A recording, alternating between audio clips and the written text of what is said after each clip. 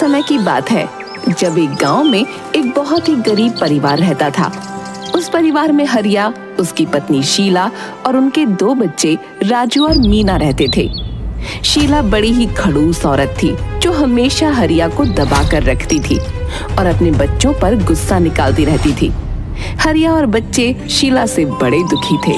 हरिया एक हलवाई की दुकान पर काम करता था। उस दुकानदार का नाम मोटे लाला था।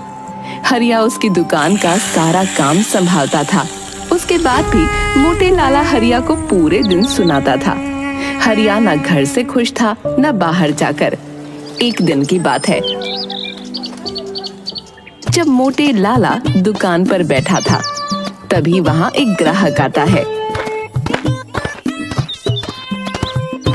अरे भैया, 1 किलो जलेबी पैक करके दे दो। अरे ओ हरिया, अरे जल्दी से 1 किलो जलेबी पैक कर भाई। जी मालिक, अभी करता हूँ। हरिया देखता है कि चाशनी में एक छिपकली पड़ी है। अब वो घबरा जाता है कि आखिर वो करे तो क्या करे। अगर मैंने इस छिपकली के बारे में मालिक को बताया तो वो बहुत गुस्सा करेंगे, और ग्राहक के सामने बताऊं भी तो कैसे। मुझे कुछ तो करना पड़ेगा। मैं इस आदमी और इसके परिवार की जान खतरे में नहीं डाल सकता। हरिया उस ग्राहक के बारे में सोचता है और बाहर आता है। वो जलेबी तो खत्म हो गई। हैं? जलेबी खत्म हो गई? अरे अभी तो मैंने देखी थी। वो तो बिक गई मालिक। अच्छा ठीक है, मैं कहीं और से जलेबी ले लूंगा। ग्राहक वहाँ से चला जाता है। उसके बाद हरिया मोटे लाला को छिपकली के बारे में बताता है। मोटे लाला तो गुस्से में लाल हो जाता है। अरे तेरा क्या जा रहा था नालायक? अरे तुझे छिपकली थोड़ी पैक करके देनी थी, हैं? तुझे तो जलेबी देनी थी ना। अरे उस आदमी को बड़ा पता चल रहा था कुछ, हैं? पर मालिक, वो जलेबी खाकर उसको या उसके परिवार को कुछ हो जाता तो? अरे भाई, तू जा यहाँ से और किसी और जगह काम ढूंढ। अरे मालिक, ऐसा मत करो। मोटे लाला हरिया की एक नहीं सुनता और उसी वक्त उसे काम से निकाल देता है। हरिया बेचारा दुखी होकर घर आता है तो उसके बच्चे भूखे बैठे होते हैं। बाबा, आज तो आपको राशन लाना था ना। माँ कब से इंतजार कर रही है आपका। हाँ बाबा, और हम कब से भूखे बैठे हैं। क्या हुआ, जवाब दो, राशन क्यों नहीं लाए? वो मोटे लाला ने काम से निकाल दिया और 1 पैसा तक नहीं दिया। क्या? ऐसे कैसे निकाल दिया? ऐसी क्या बात हो गई? हरिया जब सारी बात शीला को बताता है तो शीला हरिया से बहुत लड़ती है और उसे उसी वक्त घर से निकाल देती है। बेचारे बच्चे ये सब अपनी आंखों के सामने होते देख रहे थे। वो एक बार को अपने बाबा को रोकते भी हैं, पर तभी शीला उनको जोर से डांटती है। ज्यादा तरफदारी की तो तुम दोनों को भी बाहर कर दूंगी। और हाँ, तुम तो अब तभी घर में घुसना जब तुमको कोई काम मिल जाए। ऐसा क्यों कर रही हो? मैं कोई काम ढूंढ लूंगा। तुम ऐसे मुझे घर से तो मत निकालो। अगर तुम घर से नहीं गए तो मैं चली जाऊंगी। नहीं, मैं ही चला जाता हूँ और जल्द ही कोई काम ढूंढ लूंगा। हरिया बड़ा उदास होकर वहाँ से चला जाता है। उसके बच्चे राजू और मीना भी बड़े उदास हो जाते हैं। हरिया घर से अकेले रात को निकल पड़ता है, पर उसे ये नहीं पता होता कि उसे जाना कहाँ है। वो बस बिना सोचे समझे चलता ही जाता है। रास्ते में उसे एक घना जंगल मिलता है। हे राम, मैं तो चलते चलते पता नहीं कहाँ तक आ गया।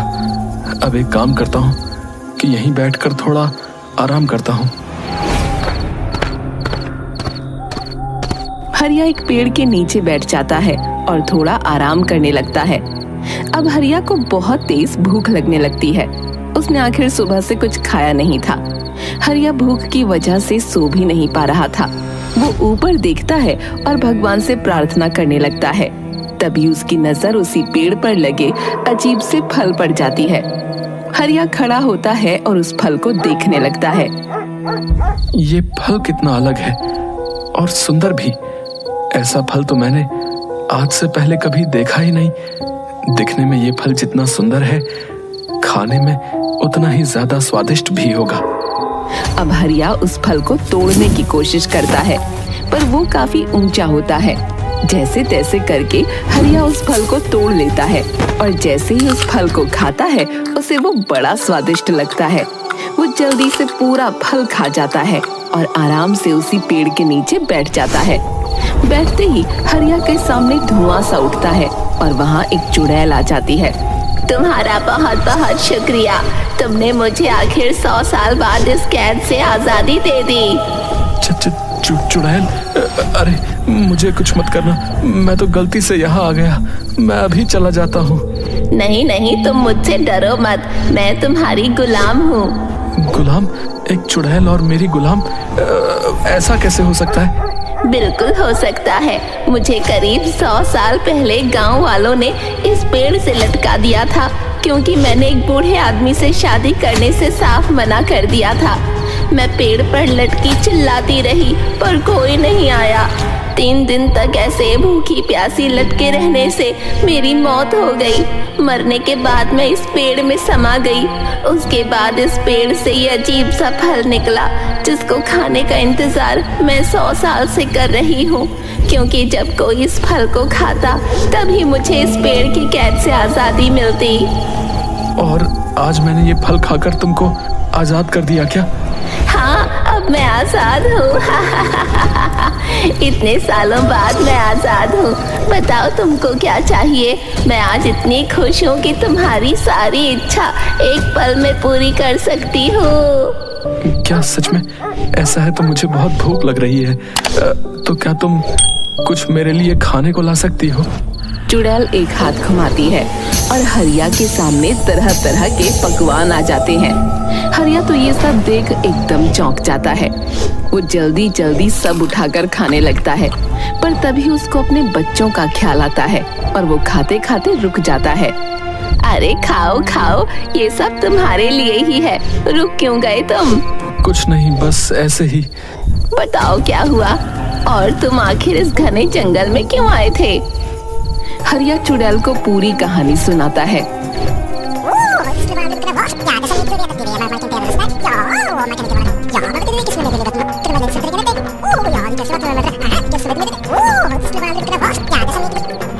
चुड़ैल उसकी कहानी सुनकर भावुक हो जाती है। वो हरिया की मदद करने का सोचती है। चलो तुम मेरे साथ वापस चलो, मैं तुम्हारी बीवी को एकदम सही कर दूंगी। वो दोबारा तुमको कभी परेशान नहीं करेगी। पर कैसे? चुड़ैल तभी एक सुंदर औरत का रूप ले लेती है और हरिया के साथ गांव वापस आ जाती है।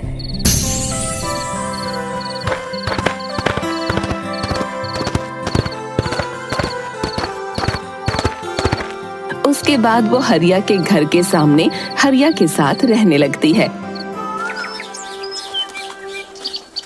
लक्ष्मी आंगन में बैठकर चटनी कूट रही थी।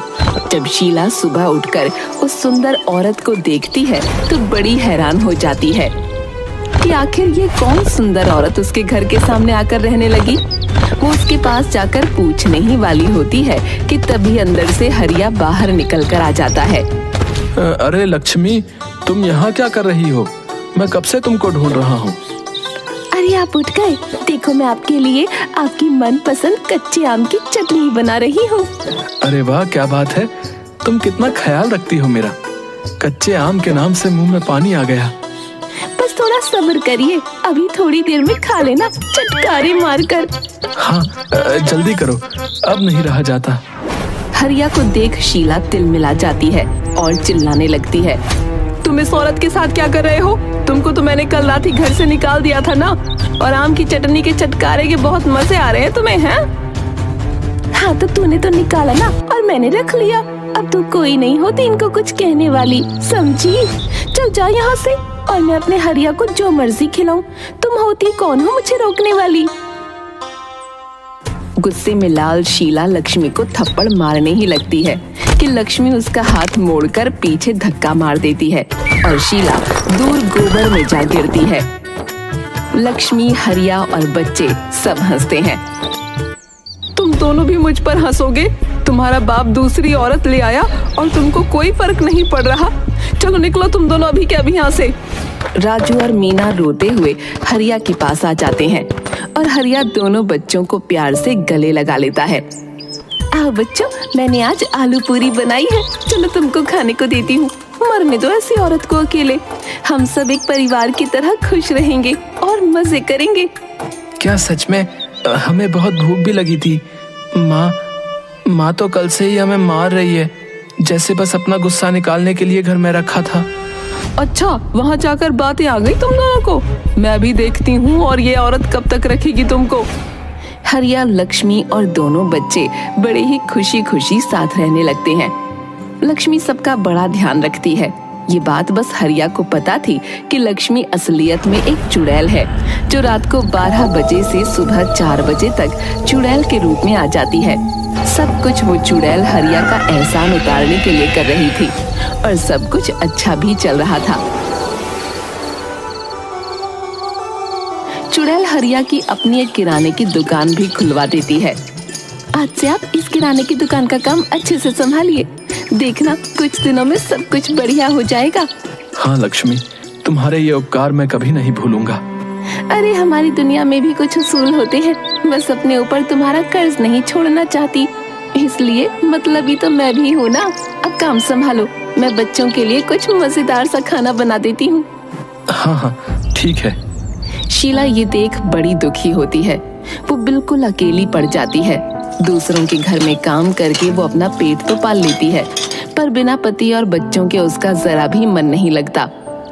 मेरी किस्मत में इतने दुख होंगे सोचा ना था। दूसरों के घर बर्तन साफ कर करके तंग आ गई हूँ, लेकिन किया भी तो अपना ही भुगत रही हूँ। अपने पति को तो मैंने ही सताया ना। अच्छी भली जिंदगी चल रही थी मेरी, भगा दिया उसे। अब झेलो। हाय मैं क्या करूँ? अब मेरे बच्चे पता नहीं क्या कर रहे होंगे। एक रात जब शीला को सबकी बहुत याद आती है, वो चुपके से लक्ष्मी के घर जाकर खिड़की से अंदर झांकने लगती है। उसी वक्त लक्ष्मी उसके सामने चुड़ैल का रूप बदलकर जंगल की ओर जाने लगती है। ये लक्ष्मी तो एक चुड़ैल है। हे भगवान, ये मेरे पति और बच्चे किस चुड़ैल के चक्कर में आ गए? तभी मैं सोचूं, मेरा सीधा साधा पति और बच्चे इसके गुणगान कैसे गा रहे हैं। मुझे इनको इस चुड़ैल के चंगुल से बचाना होगा। शीला जल्दी से अंदर जाती है और हरिया को सारी बात बताती है। हरिया तो पहले से ही सब जानता था और शीला की बात पर वो ध्यान नहीं देता। देखो, तुमने कभी मेरी और बच्चों की कदर नहीं की, हमेशा अपना ही सोचा। अब ये चुड़ैल हो या कोई भी हो, हम तो इसी के साथ रहेंगे। शीला बहुत रोती है और जल्दी से जंगल की तरफ भागती है।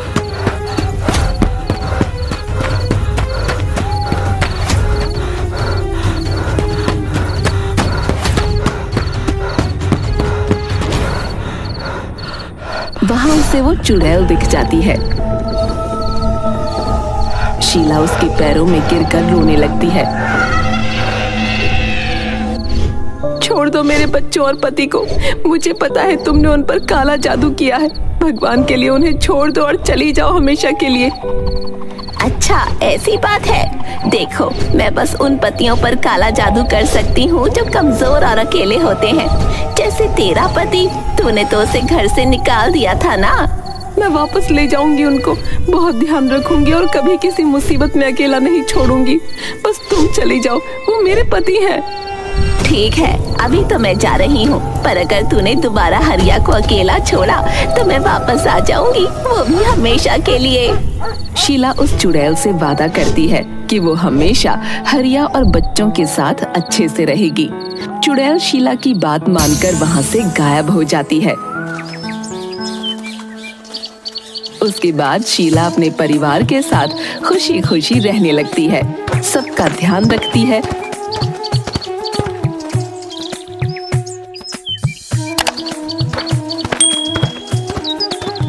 और हमेशा हरिया का सुख दुख में साथ देती है।